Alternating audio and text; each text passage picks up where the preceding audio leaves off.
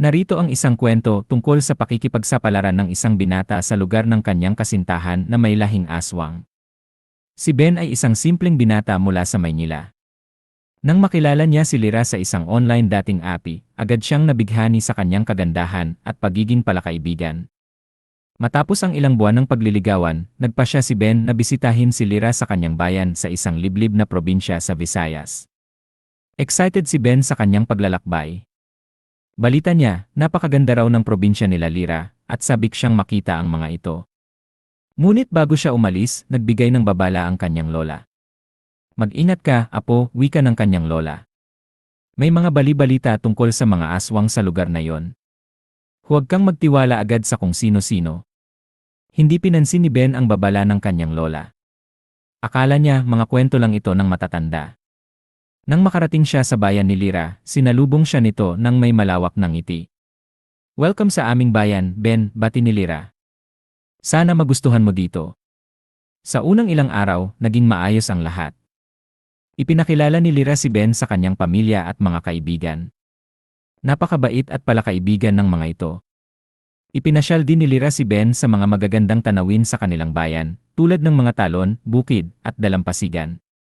Ngunit habang tumatagal, napansin ni Ben ang ilang kakaibang bagay. Madalas na naglalaho si Lyra sa gabi, at hindi niya sinasabi kung saan siya pumupunta. Bukod pa rito, may napansin siyang mga kakaibang ingay sa gabi, tulad ng mga kaluskos sa bubong at mga huni ng kakaibang ibon. Isang gabi, hindi nakatulog si Ben dahil sa mga ingay. Nagpasya siyang lumabas para magpahangin. Habang naglalakad siya, may nakita siyang anino na dumadaan sa mga puno. Sinundan niya ito, at laking gulat niya nang makita niya si Lyra na nakatayo sa gitna ng kakahuyan. Ngunit hindi lang iyon ang nakagulat kay Ben, nakita niyang unti-unting nagbabago ang anyo ni Lyra. Humahaba ang kanyang mga kuko, tumutulis ang kanyang mga ngipin, at lumalaki ang kanyang mga mata. Sa isang iglap, naging isang ganap na aswang si Lyra. Hindi alam ni Ben ang kanyang gagawin. Gusto niyang tumakbo, ngunit parang napako siya sa kinatatayuan niya. Lumapit sa kanya si Lyra at bumulong, "Ben, patawarin mo ako. Hindi ko sinasadya. Lahi namin ito." Nang marinig ito ni Ben, nagising siya sa katotohanan. Hindi pala basta-basta ang kanyang pinasok. Nasa lugar siya ng mga aswang, at ang kanyang kasintahan ay isa sa kanila. Sa kabila ng kanyang takot, hindi nagawang layuan ni Ben si Lyra. Mahal niya ito at gusto niyang maintindihan kung ano ang nangyayari. Nagpasya siyang manatili sa tabi ni Lyra at alamin ang tungkol sa kanilang lahi. Sa mga sumunod na araw, ipinaliwanag ni Lyra kay Ben ang tungkol sa kanilang lahi ng mga aswang. Hindi raw sila katulad ng mga aswang sa mga kwento. Hindi sila kumakain ng tao at hindi sila nananakit ng inosente. Sila raw ay mga tagapagbantay ng kalikasan at ang kanilang tungkulin ay panatilihin ang balanse sa mundo. Unti-unting naunawaan ni Ben ang kalagayan ni Lyra. Bagamat natakot siya sa kanyang pagiging aswang, nakita niya ang kanyang kabutihan at pagmamahal. Nagpasya siyang tanggapin si Lyra kung sino siya at suportahan siya sa kanyang tungkulin. Ngunit hindi lahat ng mga aswang ay katulad ni Lyra. May mga aswang na nagpapakasama at gumagamit ng kanilang kapangyarihan para manakit ng iba. Isang araw, bumalik ang isang matandang kaaway ng kanilang angkan, si Aling Merta, isang makapangyarihang aswang na uhaw sa kapangyarihan at naghahangad na maghari sa buong Visayas. Galit si Aling Merta sa pamilya ni Lyra dahil hindi sumasang-ayon ang mga ito sa kanyang mga marahas na pamamaraan. Sinumpa niya ang kanilang angkan at nagbanta na papatayin niya si Lyra, ang huling tagapagmana ng kanilang lahi. Labis na natakot si Lyra. Alam niyang hindi niya kayang labanan si Aling Merta. Mas makapangyarihan ito at maraming alipors na handang sumunod sa kanyang mga utos. Nakita ni Ben ang takot sa mga mata ni Lyra. Gusto niya itong tulungan, ngunit ano ang magagawa niya? Isa lamang siyang ordinaryong tao. "Kailangan mo akong tulungan, Ben," wika ni Lyra, umiiyak. "Hindi ko kayang harapin si Aling Merta mag-isa. Kung mamatay ako, mawawala ang aming lahi. Mawawala ang balanse sa mundo. Pero paano kita matutulungan?" Tanong ni Ben, "Isa lang akong tao. Wala akong kapangyarihan." "May isang paraan," sagot ni Lyra. "Maaari kang maging isa sa amin. Maaari kang maging aswang. Kung magiging aswang ka, magkakaroon ka ng sapat na lakas para labanan si Aling Merta. Natahimik si Ben, alam niyang napakalaking desisyon ito. Ang maging aswang ay hindi basta-basta. Ito ay isang sumpa at isang malaking sakripisyo. Pero mas mahal niya si Lyra kaysa sa kanyang sariling buhay. Hindi niya kayang hayaang mapahamak ito. Gagawin ko, sabi ni Ben, gagawin ko ang lahat para sa'yo. Ipinaliwanag ni Lyra kay Ben ang proseso. Kailangan niyang uminom ng isang espesyal na potion na gawa sa mga halamang gamot at dugo ng aswang. Pagkatapos, kailangan niyang sumailalim sa isang ritual sa ilalim ng buwan. Kung magtagumpay siya, magiging aswang siya. Nagsimula agad sila sa paghahanda. Naghanap sila ng mga kinakailangang halamang gamot sa kakahuyan. Ginamit ni Lyra ang kanyang kaalaman sa kanilang tradisyon upang ihanda ang potion. Pagkatapos, nagtungo sila sa isang liblib na lugar sa gitna ng kabubatan. Sa ilalim ng maninmin na buwan, sinimulan ni Lyra ang ritual. Bumigkas siya ng mga sinaunang orasyon at naghandog ng mga alay sa mga espiritu ng kalikasan. Nang matapos ang ritual, pinainom ni Lyra kay Ben ang potion. Nang inumin ni Ben ang potion, nakaramdam siya ng kakaibang sakit sa kanyang katawan. Para siyang sinusunog mula sa loob. Napahiga siya sa lupa at nagsimulang manginig.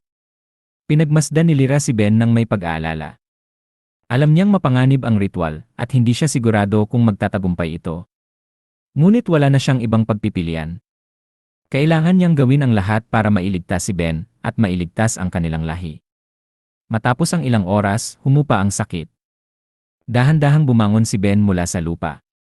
Tinignan niya ang kanyang mga kamay at nakita niyang humahaba ang kanyang mga kuko. Tumingin siya sa salamin at nakita niyang tumutulis ang kanyang mga ngipin. Naging aswang na siya. Ngayon, handa na silang harapin si Aling Merta. Ngunit hindi pa doon nagtatapos ang laban. Ang pagiging aswang ni Ben ay simula pa lamang ng kanilang tunay na pagsubok. Ngayon, kailangan nating sanayin ang iyong mga kakayahan, sabi ni Lyra. Hindi sapat na ikaw ay aswang. Kailangan mong matutunan kung paano kontrolin ang iyong kapangyarihan. Sa mga sumunod na araw, tinuruan ni Lyra si Ben ng lahat ng kanyang nalalaman tungkol sa pagiging aswang. Ipinakita niya sa kanya kung paano lumipad, kung paano magpalit anyo, kung paano gamitin ang kanyang mga kuko at ngipin bilang sandata, at kung paano kontrolin ang kanyang mga damdamin. Nahirapan si Ben sa simula. Hindi niya kontrolado ang kanyang mga instinct at madalas siyang magkamali. Ngunit hindi sumuko si Lyra. Paulit-ulit siyang nagturo at binigyan siya ng suporta. Sa tulong ni Lyra, unti-unting natutunan ni Ben kung paano maging isang ganap na aswang. Samantala, nakarating kay Aling Merta ang balita tungkol sa pagiging aswang ni Ben. Nagalit siya nang marinig ito. Hindi niya inaasahan na magagawa ni Ben ang gayong bagay para kay Lyra. Hindi ko hahayaan na makaligtas sila, wika ni Aling Merta. Sisiguraduhin kong mamamatay silang dalawa. Pinatawag ni Aling Merta ang kanyang mga alipores at nagplano sila ng isang paglusob sa bayan ni Lyra. Gusto nilang patayin si Lyra at Ben at wasakin ang kanilang angkan. Ngunit hindi sila nagtagumpay. Nalaman ni Lyra at Ben ang tungkol sa plano ni Aling Merta at naghanda sila para sa laban. Nagtayo sila ng mga depensa sa paligid ng kanilang bayan at naghanda ng mga patibong para sa mga alipores ni Aling Merta. Sa araw ng paglusob, nagkaroon ng isang madugong labanan. Sinugod ng mga alipores ni Aling Merta ang bayan, ngunit hinarang sila ng mga depensa ni Lyra at Ben. Lumaban si Ben nang may buong lakas, gamit ang kanyang mga kuko at ngipin para patumbahin ang kanyang mga kalaban. Ngunit marami pa ring mga alipores ni Aling Merta ang nakapasok sa bayan. Sinunog nila ang mga bahay at sinaktan ang mga inosenteng mamamayan. Nakita ito ni Lyra at nagalit siya. Hindi ko hahayaan na manalo sila, sigaw ni Lyra. Ako mismo ang haharap kay Aling Merta. Lumipad si Lyra patungo sa kinaroroonan ni Aling Merta at naghamon ng laban. Tumawa si Aling Merta nang marinig ito.